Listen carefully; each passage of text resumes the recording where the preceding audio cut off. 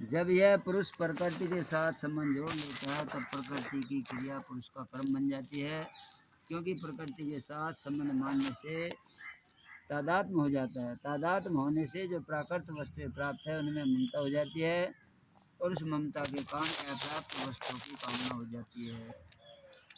जब तक कामना, ममता और तादात्म्य है तब तक जो कुछ भी परिवर्तन रूप क्रिया है उसका नाम है कर्म।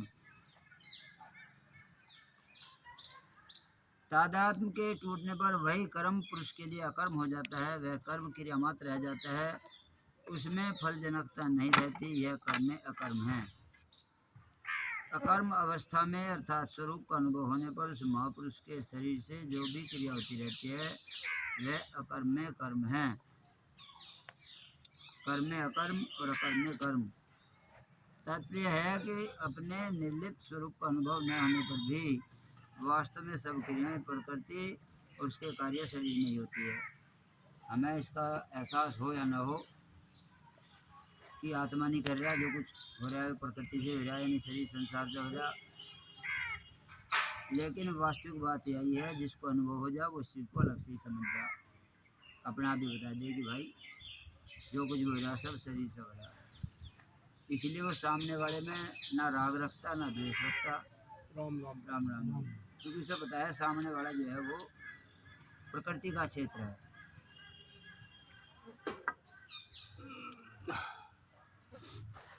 कितनी बार हुई बार तुमने आई ना? 10 मिनट हो गए। आधा घंटा किस टाइम हुआ आई आप? 5:30 बजे। दिमाग में ये सेट कर लेंगे भाई हमारे लिए मेन काम यो है, तो हम यहाँ टाइम से भी आएंगे, टाइम से जाएंगे, कि जो यहाँ बातें आ रही उनको सुनेंगे, अपने व्यवहार में भी लेंगे। और जब मैंने पता है 1 घंटा है अपना जाकर टाइम काटना है तो ऊपर ही ऐसा कुछ नहीं। कर्म 3 तरह के हैं, क्रियमाण, संचित और प्रारब्ध।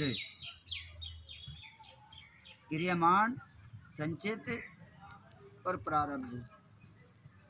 अभी वर्तमान में जो कर्म किए जाते हैं वे क्रियमाण कर्म हैं, जो वर्तमान में किए जा जो रहे फिलहाल हम कर रहे हैं ये बताया क्रियमाण, ये जुड़े लग रहे। वर्तमान से पहले इस जन्म में किए हुए या पहले के अनेक मनुष्य जन्मों में किए हुए जो कर्म समृद्ध हैं, इकट्ठे हैं, वे संचित कर्म कहलाते हैं। मान लिया अभी तक पहले हमने जो कर लिए वो इस जीवन में या इससे पहले जीवन में, वे बताया संचित इकट्ठे। संचित में से जो कर्म फल देने के लिए हमारे सामने आ गए, जन्म, आयु और अनुकूल प्रतिकूल परिस्थिति के रूप में परिणत होने के लिए जो भी कर्म हमारे सामने आ गए वे सब प्रारब्ध कर्म कहलाते हैं। प्रारब्ध। कुछ नहीं। जो भी नए कर्म और उनके संस्कार बनते हैं वे सब केवल इस मनुष्य जन्म में ही बनते हैं, पशु पक्षी आदि योनियों में नहीं, क्योंकि वे योनियां केवल कर्म के फल का भोगने के लिए मिलती है। ये मनुष्य जीवन मिला है संपूर्ण कर्मों से इच्छा छुटाने के लिए, और जो सब योनि मिलती है इस जन्म में जो किए गए कर्म हैं उनके फल भोगने के लिए। क्रियमाण कर्म 2 तरह के हैं, 3 तरह के कर्म बताए, क्रियमाण, संचित, प्रारब्ध। अब आया क्रियमाण कर्म 2 तरह के हैं, शुभ और अशुभ। जो कर्म शास्त्र अनुसार विधि विधान से किए जाते हैं वे शुभ कर्म कहलाते हैं, और काम, क्रोध, लोभ, आसक्ति आदि को लेकर जो शास्त्र निषिद्ध कर्म किए जाते हैं वे अशुभ कर्म कहलाते हैं। शुभ अथवा अशुभ प्रत्येक क्रियमाण कर्म का एक तो फल अंश बनता है और एक संस्कार अंश। ये दोनों अलग अलग हैं। एक श्लोक आग्रह में गहना कर्मणो गति कि कर्मों के सार को जान पाना बड़ा मुश्किल है, वो यही सारा सिस्टम चल रहा। शुभ अथवा अशुभ प्रत्येक क्रियमाण कर्म का एक तो फलंश बनता है, एक संस्कार अंश। क्रियमाण कर्म के फलंश के भी 2 भेद हैं, दृष्ट और अदृष्ट। जो फलंश है उसके भी 2 भेद बताए, दृष्ट और अदृष्ट। इनमें से दृष्ट के भी दो भेद हैं, तात्कालिक और कालांतरिक। जैसे भोजन करते हुए जो रस आता है, जो सुख मिलता है, प्रसन्नता होती है, तृप्ति होती है, यह दृष्ट का तात्कालिक फल है, तुरंत मिल जा। और भोजन के परिणाम में आयु, बल, आरोग्य आदि का बढ़ना, यह दृष्ट का कालांतरिक फल है, कुछ समय बाद उसका रिजल्ट आऊगा। ऐसे ही जिसका अधिक मिर्च खाने का स्वभाव है, वह जब अधिक मिर्च वाले पदार्थ खाता है तब उसको प्रसन्नता होती है, सुख होता है। और मिर्च की तीक्ष्णता के कारण मुंह में, जीभ में जलन होती है, आंखों से, नाक से पानी निकलता है, सिर से पानी निकलता है, यह दृष्ट का तात्कालिक फल है, तुरंत मिलने वाला। और कुपत्त के कारण परिणाम में पेट में जलन, रोग, दुख आदि का होना, यह दृष्ट का कालांतरिक फल है। इसी तरह अदृष्ट के भी दो भेद हैं, लौकिक और पारलौकिक।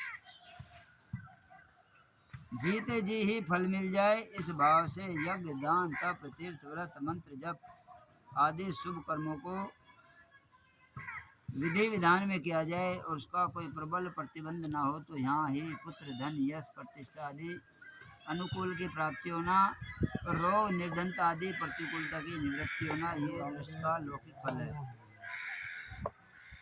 और मरने के बाद स्वर्ग आदि की प्राप्ति हो जाए, इस भाव से यथार्थ विधि विधान और श्रद्धा विश्वास पूर्वक जो यज्ञ, दान, तप आदि शुभ कर्म किए जाएं, तो मरने के बाद स्वर्ग आदि लोकों की प्राप्ति होना, यह अदृष्ट का पारलौकिक फल है। ऐसे ही डाका डालने, चोरी करने, मनुष्य की हत्या करने आदि अशुभ कर्मों का फल यहाँ ही कैद, जुर्माना, फांसी आदि होना, यह अदृष्ट का लौकिक फल है।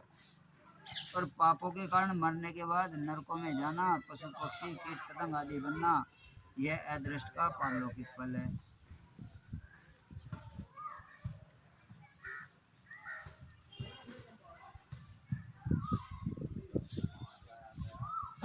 एक सुनी हुई घटना है, किसी गांव में एक सज्जन रहते थे।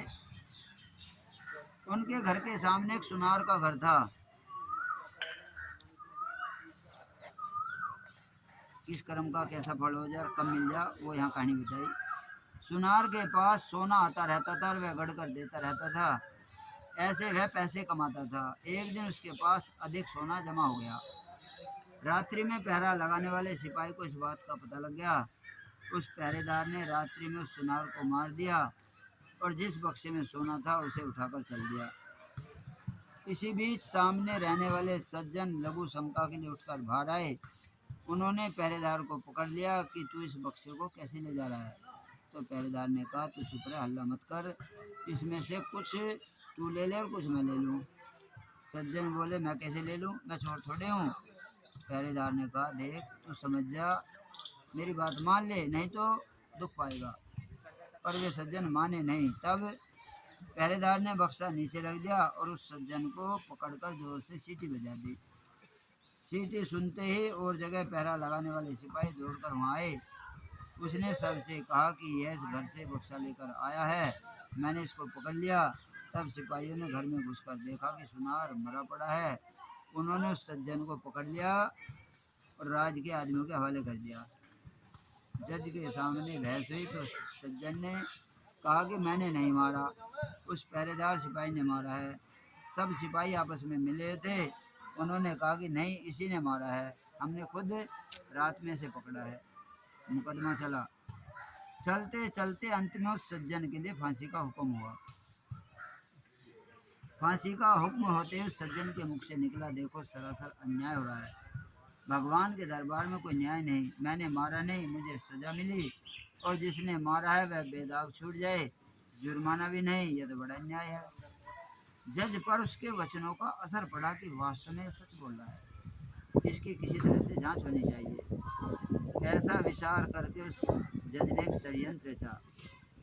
सुबह होते ही एक आदमी रोता चिल्लाता हुआ आया और बोला, हमारे भाई की हत्या हो गई सरकार, इसकी जांच होनी चाहिए। तब जज ने उसी सिपाही और उसी कैदी सज्जन को मरे व्यक्ति की लाश उठाकर लाने के लिए भेज दिया। दोनों उस आदमी के साथ वहाँ गए जहाँ लाश पड़ी थी। खाट पर लाश के ऊपर कपड़ा बिछा था, खून बिखरा पड़ा था। दोनों ने उस खाट को उठाया और उठाकर ले चले। साथ का दूसरा आदमी खबर देने के बहाने दौड़कर आगे चला गया। तब चलते चलते सिपाही ने कैदी से कहा, देख उस दिन तो मेरी बात मान लेता तो सोना भी मिल जाता और फांसी भी नहीं होती। अब देख लिया सच्चाई का फल। कैदी ने कहा मैंने तो अपना काम सच्चाई का ही किया था, फांसी हो गई तो हो गई, हत्या की तूने और दंड भोगना पड़ा, मेरे को भगवान के यहाँ न्याय नहीं। खाट पर झूठ मूठ मरे के समान पड़ा हुआ आदमी उन दोनों की बातें सुन रहा था। जब जज के सामने खाट रखी गई तो खून भरे कपड़े को हटाकर वह उठ खड़ा हुआ और उसने सारी बात जज को बता दी कि रास्ते में सिपाही यह बोला और कैदी यह बोला। यह सुनकर जज को बड़ा आश्चर्य हुआ। सिपाही भी हक्का बक्का रह गया। सिपाही को पकड़कर कैद कर लिया गया, लेकिन जज के मन में अभी भी संतोष नहीं हुआ। उसने कैदी को एकांत में बुलाकर कहा कि इस मामले में तो मैं तुम्हें निर्दोष मानता हूँ, पर सच सच बताओ कि इस जन्म में तुमने कोई हत्या की है क्या? वह बोला साहब बहुत पहले की घटना है। एक दुष्ट था जो छिपकर मेरे घर मेरी स्त्री के पास आया करता था। मैंने अपनी स्त्री को और उसको अलग अलग खूब समझाया पर वह माना नहीं। एक रात वह घर पर था, अचानक मैं आ गया। मुझे गुस्सा आया हुआ था। मैंने तलवार से उसका गला काट दिया और घर के पीछे जो नदी है उसमें फेंक दिया। इस घटना का आज तक किसी को पता नहीं लगा। यह सुनकर जज बोला तुम्हारे को इस समय फांसी होगी।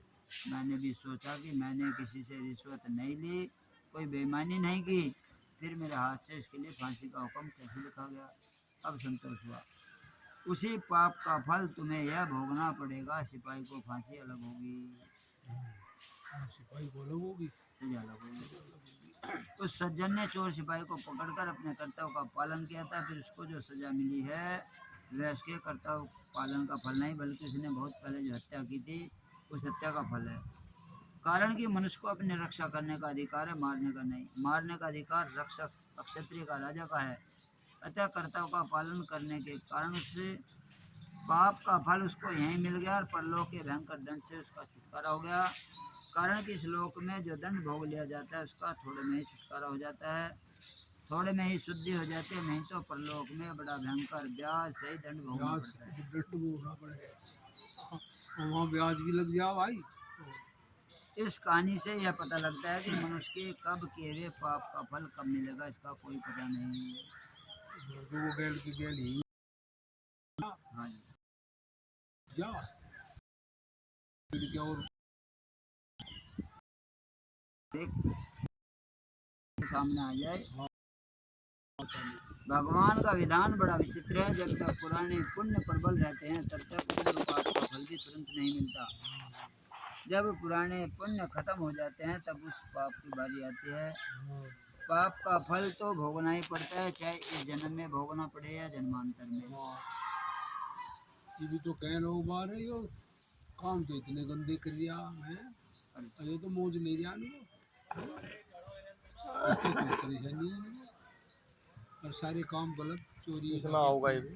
तो उसके लिए जो बताया गया कि भाई इसका मतलब उसके जो यदि फिलहाल खराब करके भी बच रहा है तो पुराने अच्छे कर्म कर रखे वे भी सामने आ रहे हैं। सामने आ रही इसकी पाप पुण्य के लौकिक फल के विषय में एक बात और समझने की है कि जिन कामों का फल यहीं कैद के रूप में भोग लिया करने के बाद नहीं भोगना पड़ेगा, लेकिन व्यक्ति के पाप कितनी मात्रा के थे, उनका भोग कितनी मात्रा में हुआ, उन पाप कर्मों का फल उसने पूरा भोगा या अधूरा, इसका पूरा पता मनुष्य को नहीं लगता, क्योंकि मनुष्य के पास इसका कोई माप तोल नहीं। भूल भूल गया भगवान को इसका पूरा पता है। उनके कानून के अनुसार उन पापों का फल जितना उसने कम यहाँ भोगा गया उतना उस जन्म में या बनने के बाद भोगना पड़ेगा। इसलिए मनुष्य को ऐसी शंका नहीं करनी चाहिए कि मेरा पाप तो कम था पर दंड अधिक भोगना पड़ा, या मैंने पाप तो किया नहीं पर मुझे सजा मिल गई। कारण कि यह सर्वज्ञ सर्व सुहृद सर्व समर्थ भगवान का विधान है कि पाप से अधिक भोगता और जो दंड मिलता है वह किसी न किसी पाप का ही फल होता है। वो हमें समझ आओ या ना हो, योगी परिस्थिति आ गई करी हुई आई। इसी तरह धन संपत्ति मान आदर प्रशंसा आदि अनुकूल परिस्थिति के रूप में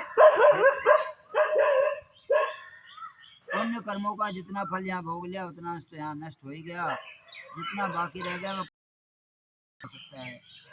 यदि पुण्य कर्मों का पूरा फल यहीं भोग लिया गया तो पुण्य यहीं पर समाप्त हो जाएंगे। क्रियामान कर्म के संस्कार अंश के भी दो भेद है, शुद्ध एवं पवित्र संस्कार और अशुद्ध एवं अपवित्र संस्कार। शास्त्र विहित कर्म करने से जो संस्कार पड़ते हैं वे शुद्ध और पवित्र होते हैं। लोक मर्यादा के विरुद्ध कर्म करने से जो संस्कार पड़ते हैं वे अशुद्ध और अपवित्र होते हैं। इन दोनों शुद्ध अशुद्ध संस्कारों को लेकर स्वभाव यानी आदत प्रकृति बनती है। उन संस्कारों में से अशुद्ध अंश का पूर्णतः नाश करने पर स्वभाव शुद्ध निर्मल पवित्र हो जाता है, लेकिन जिन पूर्व करत कर्मों से स्वभाव बना है उन कर्मों की भिन्नता के कारण जीवन मुक्त पुरुषों के स्वभाव में भी भिन्नता रहती है। इन विभिन्न स्वभाव के कारण इनके द्वारा विभिन्न कर्म होते हैं, पर वे कर्म दोषी नहीं बल्कि पूर्णतः शुद्ध होते हैं। उन कर्मों से दुनिया का भी कल्याण होता है। संस्कार अंश से जो स्वभाव बनता है वह एक दृष्टि से महान प्रबल है, उसे मिटाया नहीं जा सकता। इसी प्रकार ब्राह्मण का कर्म करने की मुख्यता, इसलिए भगवान ने अर्जुन से कहा कि जिस कर्म को चाहता वो भी अपने दावा परवश होकर के करेगा। अब इसमें विचार करने की एक बात की महान प्रबलता है, कोई छोड़ नहीं सकता। दूसरी ओर के महान कुछ करने में होगी, किसकी राजा होगी, अपने खराब आदत को छोड़ सके नहीं। इस बात नहीं अपनी स्वभाव। तात्पर्य है कि जीव जिस वर्ण में जन्मा है, जैसा ऋग्वेद था, उसके स्वभाव है, उसको कोई बदल नहीं सकता। वह स्वभाव दोषी नहीं। ब्राह्मण क्षत्रिय स्वभाव है, वह स्वभाव नहीं बदल सकता। उसको नहीं को बदलने के लिए शास्त्र भी नहीं कहता, परंतु स्वभाव में जो अशुद्ध अंश है, जो राग द्वेष है, उसको मिटाने मनुष्य को दी है। इन दोषों से मनुष्य का स्वभाव अशुद्ध बना है। उन दोषों को मिटाकर मनुष्य स्वतंत्रता पूर्वक अपने स्वभाव मनुष्य चाहे तो अपने मिटाकर स्वभाव शुद्ध, चाहे भक्ति योग की दृष्टि से शरण होकर अपना बढ़िया प्रकार स्वभाव की प्रबल और मनुष्य की स्वतंत्र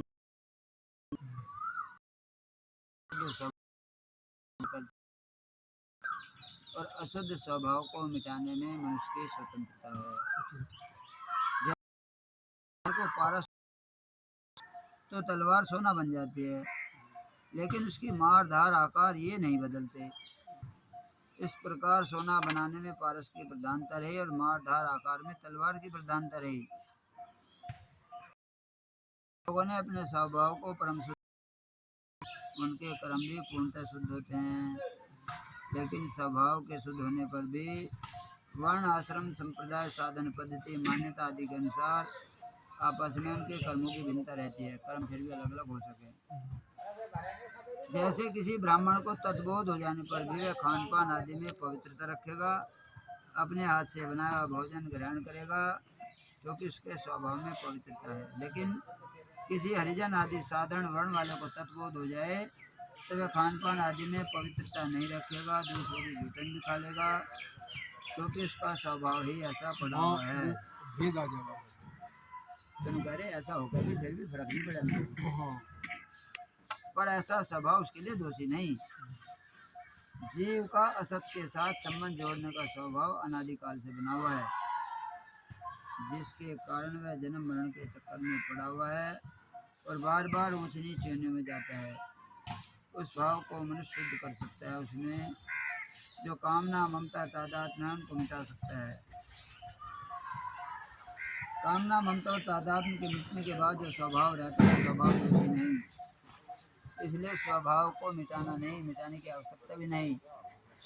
जब मनुष्य अहंकार का आश्रय छोड़कर पूर्णतः भगवान के शरण हो जाता है तब उसका स्वभाव अपने आप ही शुद्ध हो जाता है। जैसे लोहा पारस के स्पर्श से शुद्ध सोना बन जाता है। स्वभाव शुद्ध होने से फिर वह स्वभावज कर्म करते भी दोषी और पापी नहीं। पूर्णतः भगवान के शरण होने के बाद भक्त का प्रकृति के साथ कोई संबंध नहीं रहता। फिर भक्त के जीवन में भगवान का स्वभाव काम करता है। भगवान समस्त प्राणी के स्वर्ग हैं तो भक्त भी समस्त प्राणियों का स्वर्ग हो जाता है। यहाँ कटे रोगा के। हाँ जी। योग की दृष्टि से उस राग द्वेष को मिटा देता है तब उसके स्वभाव की शुद्धि हो जाती है, जिससे अपने स्वार्थ का भाव अपना आप हो जाता है। जैसे भगवान का स्वभाव प्राणी मात्र का ऐसे ही उसका स्वभाव भी प्राणी मात्र का हित करने का हो जाता है। जब उसकी सब चेष्टाएं प्राणी रत हो जाती है तब उसकी भगवान की सर्वभूत शक्ति के साथ एकता हो जाती है।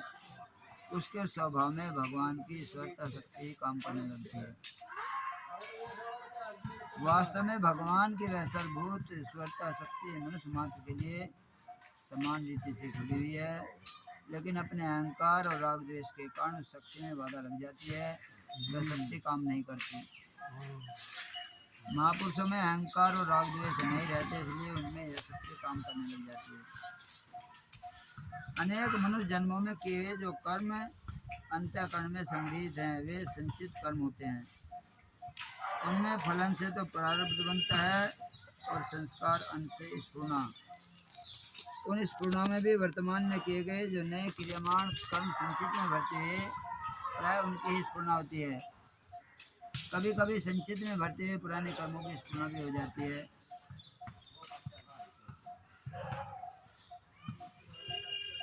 स्फुरणा संचित के अनुसार भी होती है, प्रारब्ध के अनुसार भी। संचित के अनुसार जो स्फुरणा होती है वह मनुष्य को कर्म करने के लिए बाध्य नहीं करती, परंतु संचित की स्फुरणा में भी यदि राग द्वेष हो जाए तो वह संकल्प बनकर मनुष्य को कर्म करने के लिए बाध्य कर सकती है।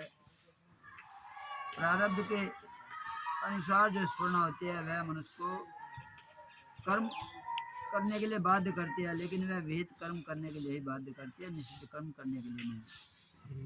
कारण कि विवेक प्रधान मनुष्य है, निषिद्ध कर्म करने के लिए नहीं है। अतः अपनी विवेक शक्ति को प्रबल करके निषिद्ध का त्याग करने की जिम्मेवारी मनुष्य पर है और ऐसा करने में वह स्वतंत्र है। जागृत अवस्था में भी जागृत स्वप्न सुषुप्ति तीनों अवस्थाएं होती है। जैसे मनुष्य जागृत अवस्था में बड़ी सावधानी से काम करता है तो यह जागृत में जागृत अवस्था है। जागृत अवस्था में मनुष्य जिस काम को करता है उस काम के अलावा अचानक जो दूसरी स्फुरणा होने लगती है जागृत में स्वप्न अवस्था है। जागृत अवस्था में कभी कभी काम करते हुए भी उस काम की और पूर्व कर्मों की कोई स्फुरणा नहीं होती, बिल्कुल वृत्ति रहित अवस्था हो जाती है, तो वह जागृत में सुषुप्ति अवस्था है। कर्म करने का वेग ज़्यादा रहने से जागृत अवस्था में जागृत और स्वप्न अवस्था तो ज़्यादा होती है, पर सुषुप्ति अवस्था बहुत थोड़ी होती है। अगर कोई साधक जागृत की स्वाभाविक सुषुप्ति को अस्थायी बना ले तो उसका साधन बहुत तेज हो जाएगा। जागृत की स्वाभाविक सुषुप्ति को अस्थायी बना ले। तीन अवस्था मानी गई, जागृत स्वप्न सुषुप्ति। तुम करे जागृत में भी सुषुप्ति अवस्था आ जा। जैसे हम यहाँ बैठे आए, हम यहाँ गीता सुनने के लिए आए, लेकिन ना तो ध्यान गीता में जा और ना मन में कोई और भी चीज आवे, समाधि सी लग गई। समाधि में भी तो ऐसा ही हो, ना तो इस शरीर का पता होता और ना कोई स्फुरण आती हो। तो ऐसे ही कभी कभी हम ऐसी स्थिति में आ जाए बैठ के भी या कहीं घर पे भी कि हमें ना तो अपना पता रहता कहाँ बैठे, ना ये पता रहता और सोच विचार तो कुछ होता ही नहीं, ये क्षणिक ही होगा। वो सुन रहे हैं। हाँ जी, वही ध्यान दे रहे हैं। हाँ नहीं मतलब उस पर भी ध्यान नहीं आता क्या सुन रहे, अच्छा और कोई और विचार भी नहीं आता। अच्छा। अचानक एकदम ही तो कहेगा वो अब वो ये चल रहा था कि बात हुई थी, उसका उस समय वहाँ भी ध्यान नहीं होता। तो ऐसी अवस्था भी कभी कभी आ जाती है। कह रहे यदि इसे जागृत की सुषुप्ति अवस्था को अस्थायी बना ले तो उसके पोबारा हो जा। ये सुसुप्ति अवस्था है, हाँ जी। जागृति की सुसुप्ति। जागृत। अगर कोई साधक जागृत की स्वाभाविक सुसुप्ति को अस्थायी बना ले तो उसका साधन बहुत तेज हो जाएगा, क्योंकि जागृत सुसुप्ति में साधक का परमात्मा के साथ निरावरण रूप से स्वतः संबंध होता है। तो जो समाधि है, समाधि में उसको शरीर का ही तो ज्ञान नहीं, अपना तो ज्ञान है, और वो अपने उस ज्ञान को परमात्मा से जोड़ता है। या काफ़ी ऊंची स्टेज हो, लेकिन यार है तब तक ही जब तक वो अपने सुसुप्ति अवस्था में रहे, और वह सदा नहीं रह सकती, क्योंकि वह कहीं ना कहीं प्रकृति से जुड़ गए है, इसलिए वह कुछ समय बाद फिर वहीं आएगी स्थिति। लेकिन ये भक्ति योग में दिया जाया। भक्ति योग में तो याओगी वो चलते फिरते खाते उठते बैठते हर समय उसी स्थिति में लीन है। या तो आओगी जो ज्ञान योग के साथ है, हाँ, ये ज्ञान योग के साथ 2 घंटा जैसे ऐसा साधना करें तो उसके लिए आ गए। नहीं होता। भक्ति वाला तो हर समय ही ऐसी समय रहेगा। मस्ती में लीन हो जाएगा, वो तो अंत वापस आ ही नहीं सकता फिर। तो उसका तो वही है, हर जगह वो परमात्मा को देखना। हाँ जी, तो बता रहे निरावरण रूप से, कोई आवरण रहता, सीधा संबंध हो जा। ऐसे तो सुसुप्ति अवस्था में भी संसार का संबंध टूट जाता है जब आदमी कोई समाधि में जा, लेकिन बुद्धि वृत्ति अज्ञान में लीन हो जाने से स्वरूप का स्पष्ट अनुभव नहीं होता। जागृत सुसुप्ति में बुद्धि जागृत रहने से स्वरूप का स्पष्ट अनुभव होता है। यह जागृत सुसुप्ति तो समाधि से भी विलक्षण है, क्योंकि यह अपने आप होती है। भक्ति योग में तो मतलब जो है कुछ करने की या इस बात को दिमाग लगाने की जरूरत ही नहीं। हाँ, उसमें तो सब काम सब परमात्मा पर अर्पण छोड़ हाँ, दिया। हर चीज हर हर ही जाने भाई। हाँ जी, हाँ, बस। वो अलग से कुछ प्रक्रिया नहीं करेगा उसके लिए। हाँ, कुछ नहीं, ना यहाँ तो तो दिमाग लगाना ना कुछ करना, या काम गलत है सही है, वो परमात्मा तेरे ऊपर है। जो समाधि लगाएगा वो तो इसका स्थान ढूंढेगा, कहाँ समाधि लगाऊं। एक वहाँ का वातावरण देखेगा, भाई यहाँ का ठीक ठाक है कि ना है, समय देखेगा सुबह का शाम का, ये हर परिस्थिति देखेगा। लेकिन जो भक्त है उसके लिए तो कोई भी परिस्थिति हो, सब की सब वह ऐश्वर्य ही है, तो मस्त हो जाए। समाधि में अभ्यास के द्वारा वृत्तियों को एकाग्र और निरुद्ध करना पड़ता है समाधि में, इसलिए समाधि में पुरुषार्थ साथ में रहने के कारण शरीर में स्थिति रहती है। लेकिन जागृत और अहंकार के बिना वृत्तियां अपने आप निरुद्ध होने के कारण स्वरूप का अनुभव होता है, कुछ नहीं करना पड़ता, अपने आप हो जाने को।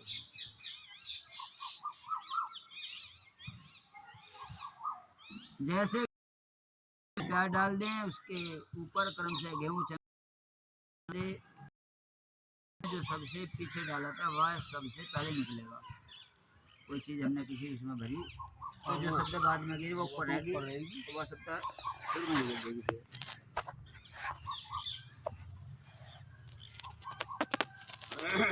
पर बीच में कभी कभी प्याज का भी भभका आ जाएगा, लेकिन यह दृष्टांत पूरा नहीं करता, क्योंकि प्याज गेहूं आदि सावयव पदार्थ हैं और संचित कर्म निरवयव। यह दृष्टांत केवल इतने ही अंश में बताने के लिए दिया कि नए क्रियामान कर्मों की स्फुरना ज़्यादा होती है, लेकिन कभी कभी पुराने कर्मों की भी स्फुरना हो जाती है। इसी तरह जब नींद आती है तो उसमें भी स्फुरना होती है। नींद में जागृत अवस्था के दब जाने के कारण संचित की वह स्फुरना स्वप्न रूप से दिखने लग जाती है, उसी को स्वप्न अवस्था कहते हैं। स्वप्न अवस्था में बुद्धि की सावधानी न रहने के कारण कर्म व्यतिक्रम अनुक्रम ये नहीं रहते। जैसे शहर तो दिल्ली का दिखता है, बाजार बम्बई का दिखता है, और दुकान कलकत्ता की दिखती है। कोई जीवित आदमी दिख जाता है या किसी मरे आदमी से मिलना हो जाता है। जागृत अवस्था में हर एक मनुष्य के मन में अनेक रहती हैं। जब जागृत अवस्था में शरीर इंद्रिया मन पर से बुद्धि का अधिकार हट जाता है, मनुष्य जैसा मन में आता है वैसा बोलने लगता है। इस तरह उचित अनुचित का विचार करने की शक्ति काम न करने से वह सीधा सरल पागल कहलाता है। मैं वैसा ना कुछ पता कहाँ के कहना तो पागल, क्योंकि बुद्धि पे दस का अधिकार हटेगा। लेकिन जिसके शरीर इंद्रिया मन पर बुद्धि का अधिकार है, वह जो उचित समझता है वही बोलता है, जो अनुचित समझता है वह नहीं बोलता। तो बुद्धि सावधान रहने से वह सावचेत रहता है, इसलिए वह चतुर पागल है, वह भी नहीं पागल, पता उसे भी है।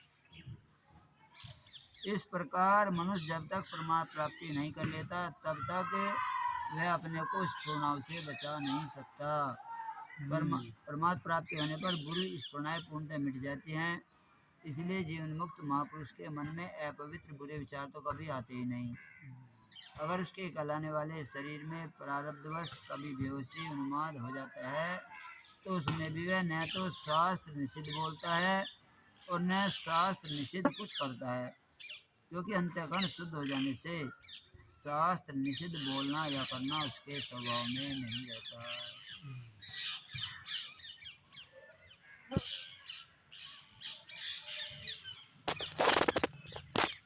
देखिए परमात्मा की कितनी बड़ी कृपा है।